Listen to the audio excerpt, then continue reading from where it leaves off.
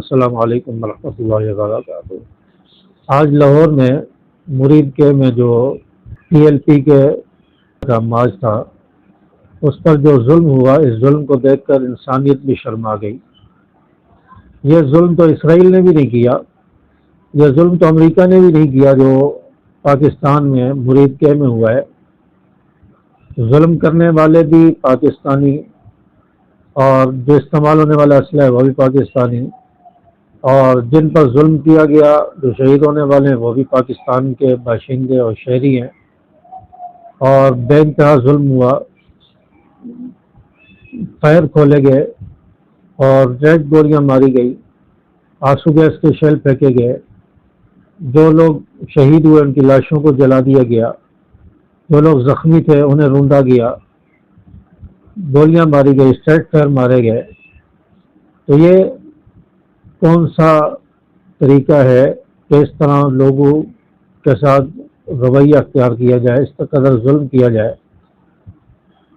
فلسطین کی حمایت میں اور غزہ کے مسلمانوں کے ساتھ اظہار یکجہتی کے لیے یہ لوگ نکلے، اور بھی لوگوں نے پروٹیسٹ کیا، احتجاج کیا، کئی جماعتوں نے کیا، لیکن انہوں نے احتجاج کیا اور اپنے اپنے گھروں کو لوٹ گئے۔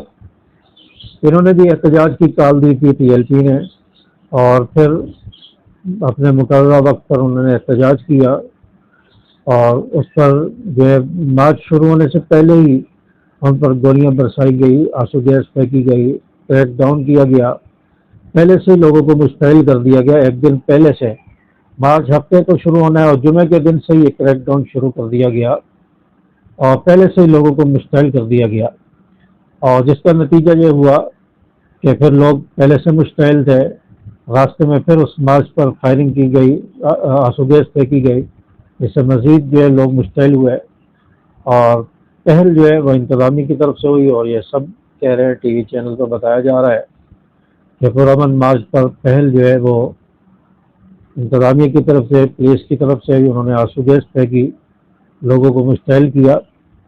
اور اس کے بعد نتیجہ یہ نکلا کہ وہاں پر 280 کے قریب شہادتیں ہو گئی ہیں، ہزاروں زخمی ہیں، اور کئی سارے لوگ ان کو جلا دیا گیا ہے۔ تو یہ بربریت اور یہ ظلم وہاں پر ہوا ہے، اور جس پر دل جو ہے افسردہ ہے، خون کے آنسو ہو رہا ہے کہ ایک طرف مذاکرات ہو رہے ہیں، اور مذاکرات کے بہانے سے انہیں روکا گیا، اور 24 گھنٹے ایک جگہ پر مارچ روکا رہا کہ مذاکرات ہوں گے، کوئی راستہ نکلے گا اور بات چیت کے ذریعے معاملات کو حل کر لیں گے۔ چنانچہ مذاکرات کا جھانسا دے کر اور پھر ایک دوسری طرف سے آپریشن شروع کر دیا گیا، اور دھوکہ دہی سے کام لیا گیا۔ تو یہ سراسر ظلم ہے، اور اس کی جتنی مذمت کی جائے کم ہے۔ اور لال مسجد کے واقعے کو آج لوگ کہہ رہے ہیں کہ لال مسجد میں کوئی ایسا واقعہ نہیں ہوا، وہاں پر کوئی بچی شہید نہیں ہوئی، کوئی زخمی نہیں ہوئی۔ تو آج دیکھ لیں کہ کس طرح یہ واقعہ ہوا، کس قدر ظلم ہوا۔ کل کو اس واقعے کو بھی جو ہے اس کا بھی انکار نہ کر دیا جائے کہ کوئی ایسا واقعہ ہوا ہی نہیں ہے۔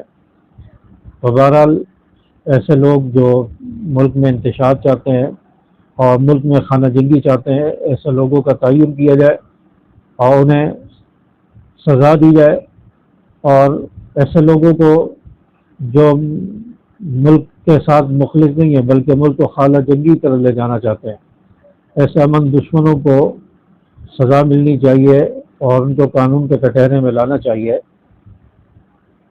چاچا یہ بہت بڑا ظلم ہے اور ناانصافی ہے۔ اللہ تبارک و تعالیٰ جو شہید ہونے والے ہیں ان کے درجات کو بلند فرمائے۔ اللہ تعالیٰ ظالموں سے ہم سب کی، یہ تمام مسلمانوں کی حفاظت فرمائے۔ السلام علیکم ورحمۃ اللہ۔